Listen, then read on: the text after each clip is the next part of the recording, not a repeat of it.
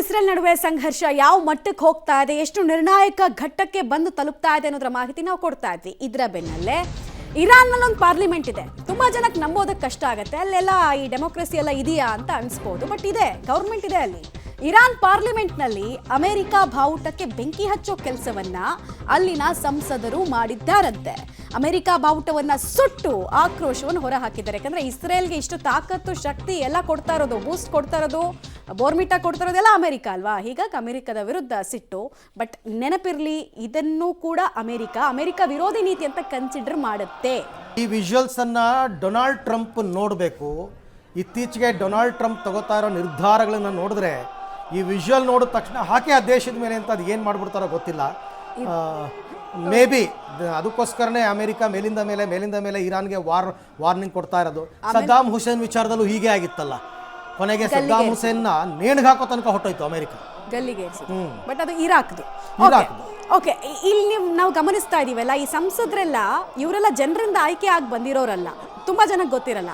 ಅರ್ಧದಷ್ಟು ಜನ ಇಲ್ಲಿ ಈ ಖಮೇನಿ ಹೇಳ್ದವ್ರನ್ನ ಬಂದು ಕೂರಿಸಿರೋದು, ಇನ್ನರ್ಧದಷ್ಟು ಜನ ಮಾತ್ರ ನಾಮಕೆ ವಾಸ್ತೆ ಜನರಿಂದ ಒಂದು ವೋಟಿಂಗ್ ಥರ ಮಾಡಿಸಿ, ಬ್ಯಾಲೆಟ್ ಪೇಪರ್ನಲ್ಲಿ ವೋಟಿಂಗ್ ಥರ ಮಾಡಿಸಿ ಆಯ್ಕೆಯಾಗಿ ಬಂದವರು. ಸೊ ಅಲ್ ಖಮೇನಿ ಮನಸ್ಸಲ್ಲಿ ಏನು ಅಂದ್ಕೊಳ್ತಾನೆ ಅದನ್ನ ಇವರು ತೋರಿಸ್ತಾ ಇದ್ದಾರೆ. ಇವ್ರು ಮಾಡ್ತಿರೋದು ನನಗೇನು ಆಶ್ಚರ್ಯ ಅಂತ ಅನಿಸ್ತಿಲ್ಲಪ್ಪ. ಅವ್ರ ದೇಶದ ಮೇಲೆ ಇನ್ನೊಂದು ದೇಶ ಮುಗಿಬಿದ್ದಾಗ ಆ ದೇಶದ ಸಂಸದರು ಇನ್ನೇನು ಮಾಡೋದಕ್ಕೆ ಸಾಧ್ಯ?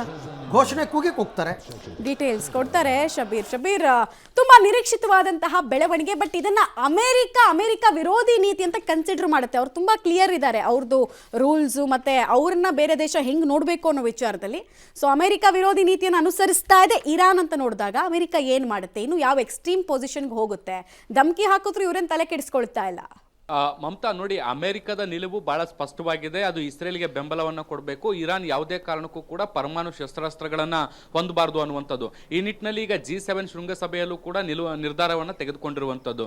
ಈಗ ಈ ಎಲ್ಲಾ ಬೆಳವಣಿಗೆಗಳ ಬಳಿಕ ಅಂದ್ರೆ ಇಸ್ರೇಲ್ ಅಮೆರಿಕದ ಬೆಂಬಲವನ್ನ ಪಡೆದುಕೊಂಡು ನಿರಂತರವಾದಂತಹ ದಾಳಿಯನ್ನ ನಡೆಸ್ತಾ ಇರುವಂತಹ ಹಿನ್ನೆಲೆಯಲ್ಲಿ ಈಗ ಇರಾನ್ನಲ್ಲಿ ಅಮೆರಿಕದ ವಿರುದ್ಧ ಸಾಕಷ್ಟು ಜನಾಕ್ರೋಶ ವ್ಯಕ್ತ ಆಗ್ತಾ ಇರುವಂಥದ್ದು. ಮುಖ್ಯವಾಗಿ ಇರಾನ್ನಲ್ಲಿರುವಂತಹ ಸಂಸತ್ನಲ್ಲೂ ಕೂಡ ಸಂಸದರು ಅಮೆರಿಕದ ಧ್ವಜವನ್ನ ಸುಟ್ಟು ಹಾಕುವಂತ ಕೆಲಸ ಕೂಡ ಮಾಡಿದ್ದಾರೆ. ಸೊ ಈ ಒಂದು ವಿಡಿಯೋ ಈಗ ಸಾಕಷ್ಟು ಜಾಗತಿಕ ಮಟ್ಟದಲ್ಲಿ ವೈರಲ್ ಕೂಡ ಆಗ್ತಾ ಇದೆ, ಅಮೆರಿಕವನ್ನ ಕೂಡ ತಲುಪಿರುತ್ತೆ. ಅಮೆರಿಕ ಕೂಡ ಈ ಎಲ್ಲಾ ಡೆವಲಪ್ಮೆಂಟ್ ಗಳನ್ನ ಕೂಡ ಗಮನಿಸ್ತಾ ಇದೆ. ಆದ್ರೆ ಈಗಿನ ಪರಿಸ್ಥಿತಿಗಳನ್ನ ನೋಡಿದ್ರೆ ಅಮೆರಿಕ ಇದನ್ನ ಬಹಳ ದೊಡ್ಡ ಮಟ್ಟದಲ್ಲಿ ಸೀರಿಯಸ್ ಆಗಿ ತೆಗೆದುಕೊಳ್ಳದಂತೆ ಕಾಣಿಸ್ತಾ ಇದೆ. ಯಾಕೆಂದ್ರೆ ಈಗಾಗಲೇ ಇರಾನ್ನ ವಿರುದ್ಧ ಯಾವ ರೀತಿಯಾದಂತಹ ನಿಲುವುಗಳನ್ನ ತೆಗೆದುಕೊಳ್ಬೇಕು ಅದೆಲ್ಲವೂ ಕೂಡ ಸ್ಪಷ್ಟವಾಗಿ ತೆಗೆದುಕೊಂಡಿರುವಂತಹ ಹಿನ್ನೆಲೆಯಲ್ಲಿ ಇದನ್ನ ಇಟ್ಕೊಂಡು ಇದರ ವಿಚಾರಕ್ಕೆ ಸಂಬಂಧಪಟ್ಟಂತೆ ಪ್ರತೀಕಾರ ತೆಗೆದುಕೊಳ್ಳುವಂತದ್ದು ಅಷ್ಟು ಸೂಕ್ತವಾಗಿ ಕಾಣಿಸ್ತಾ ಇಲ್ಲ. ಆದ್ರೆ ಈ ಒಂದು ಪರಮಾಣು ವಿಚಾರಕ್ಕೆ ಸಂಬಂಧಪಟ್ಟಂತೆ ಒಂದು ನಿಲುವು ಏನಿದೆ, ಆ ನಿಲುವಿನ ಸಂಬಂಧ ನಿರಂತರವಾದಂತಹ ಹೋರಾಟವನ್ನ ಮಾಡುವಂತಹ ಸಾಧ್ಯತೆಗಳಿದಾವೆ. ನಿನ್ನೆ ಅಮೆರಿಕದ ಅಧ್ಯಕ್ಷ ಡೊನಾಲ್ಡ್ ಟ್ರಂಪ್ ಒಂದು ಮಾತನ್ನ ಹೇಳ್ತಾ ಇದ್ರು, ಮಮತಾ, ಇರಾನ್ ಈಗಾಗಲೇ ಮಾತುಕತೆಗೆ ಸಿದ್ಧವಾಗಿದೆ, ಅಮೆರಿಕದ ಜೊತೆಗೆ ಮಾತುಕತೆಗೆ ಬಯಸ್ತಾ ಇದೆ, ಆದ್ರೆ ಅಮೆರಿಕನೇ ಮಾತುಕತೆಗೆ ಸಿದ್ಧ ಇಲ್ಲ ಅನ್ನುವಂತ ನಿಟ್ಟಿನಲ್ಲಿ ಒಂದು ಸಂದೇಶವನ್ನ ಕೊಟ್ಟಿದ್ದಾರೆ. ಅಲ್ಲಿಗೆ ಅಮೆರಿಕದ ನಿಲುವು ಸ್ಪಷ್ಟ ಆಗಿರುವಂತದ್ದು, ಇರಾನ್ ನಲ್ಲಿರುವಂತಹ ಪರಮಾಣುವನ್ನ ನಾಶ ಮಾಡದೆ ಈ ಒಂದು ಯುದ್ಧ ನಿಲ್ಲುವಂತೆ ಕಾಣಿಸ್ತಾ ಇಲ್ಲ.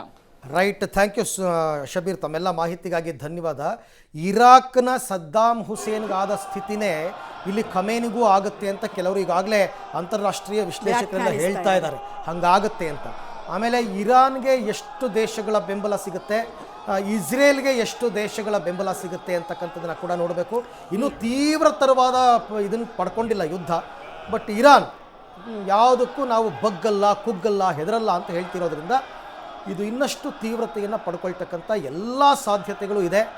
ಮುಂದಿನ ವಾರ ನಾನು ಉತ್ತರ ಕೊಡ್ತೀನಿ ಅಂತ ಟ್ರಂಪ್ ಬೇರೆ ಹೇಳ್ಬಿಟ್ಟಿದ್ದಾರೆ, ನಿರ್ಧಾರ ಮಾಡಿಬಿಡ್ತೀನಿ ಅಂತ.